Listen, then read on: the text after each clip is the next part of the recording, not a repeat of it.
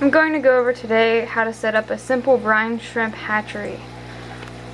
The things you'll need for the hatchery itself is a 2-liter bottle with the top cut off. You want it to be able to sit still, so you want to still have that section, but just cut off the top with a nozzle. You're going to need an air stone, some rigid airline tubing, an air pump, aquarium salt, baking soda, your brine shrimp eggs, a container to put it in. Now I use a 5-gallon tank. You can use a Rubbermaid bin, whatever will contain your 2-liter bottle and still have room for a lid, because you want to protect your equipment from salt spray from the air stone. I have a heater. Heaters are optional. They do make your brine shrimp hatch faster.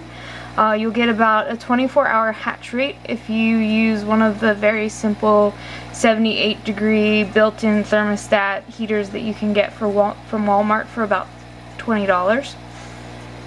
Without it, your hatch times could go up to, a day and a half maybe to get a good hatch. So once you have your, as you can see, it's very simple. Once you have your soda bottle with the top cut off, you want to add of the aquarium salt 1.5 teaspoons. Of your baking soda, I have this dash and pinch measuring spoon. You want to use the dash side, which I believe is 1/4 teaspoon. Now the baking soda will make your water a little more alkaline, which actually helps your brine shrimp to hatch better.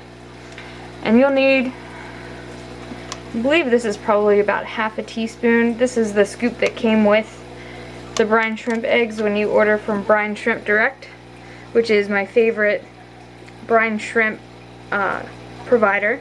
I get the premium grade brine shrimp eggs of the Great Salt Lake origin. They do hatch larger than the San Francisco Bay strain, and I find that the premium grade is well worth it. You want to keep your brine shrimp in the freezer though, because moisture will cause your brine shrimp eggs to not hatch. By keeping it in the freezer, it keeps away moisture. So once you've added your 1.5 teaspoons of the aquarium salt, your dash of baking soda, and your scoop of brine shrimp eggs, you want to add dechlorinated water, probably higher than I have it. This one's been harvested a few times. You want to add it almost to the top. And you want, this is kind of dangerous right here. You want to fill up your tank. If you're using a heater, you want to fill up your tank with water to below the line in the bottle. If you fill it up past the line in the bottle, your bottle will try to float and it'll tip over and dump all of your brine shrimp into your container. Now if you're not using a heater, you don't need to put water in the tank at all. You just need it to be a cover so that your salt spray doesn't go everywhere. And I'll show you a bit about the rigid airline tubing for the pump itself.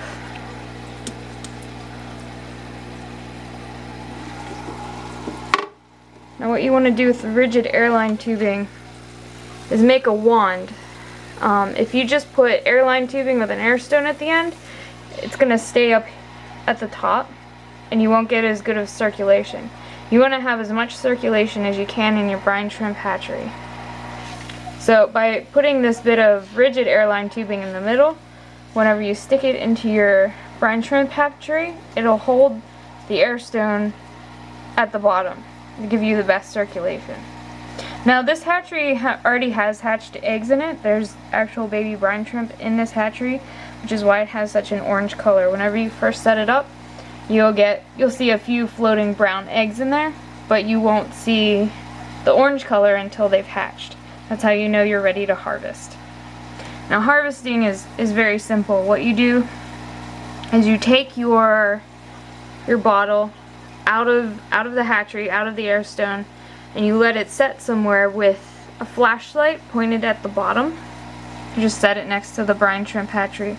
And what will happen is the spent eggshells will float to the top, and your brine shrimp will gather as they're attracted to light. They'll gather at the bottom, and then you can use a turkey baster to suck out the brine shrimp that gather at the bottom without collecting a lot of the eggs. And you can then squirt that into a brine shrimp net to catch, or a coffee filter, some very fine sieve, in order to get all the salt water out, because you don't want to put salt water in your fry tanks. Put it through the brine shrimp net, and then I normally use like a little shot glass of dechlorinated fresh water to swish around the brine shrimp until they're loose, and then use an eyedropper to feed them to your fry. And this is your simple brine shrimp hatchery. Normally I have 2 going. I'll alternate days while one of them is being harvested, the other one's being hatched. I haven't set that up entirely yet, but they'll both fit in a 5-gallon tank. It's fairly cheap. You don't actually need the gravel at the bottom. That was just me being lazy and not cleaning out the tank. I hope this helps.